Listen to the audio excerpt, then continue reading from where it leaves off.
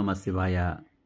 ఉదయం లేచిన వెంటనే మన అరచేతులు చూసుకుంటూ కరాగ్రే వసతే లక్ష్మీ, కరమధ్యే సరస్వతి, కరమూలే భవేద్ గౌరీ, ప్రభాతే కరదర్శనం అనే శ్లోకాన్ని పఠించండి.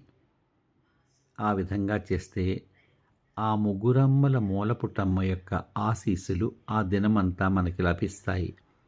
ఈ విషయం మనందరికీ తెలిసినదే.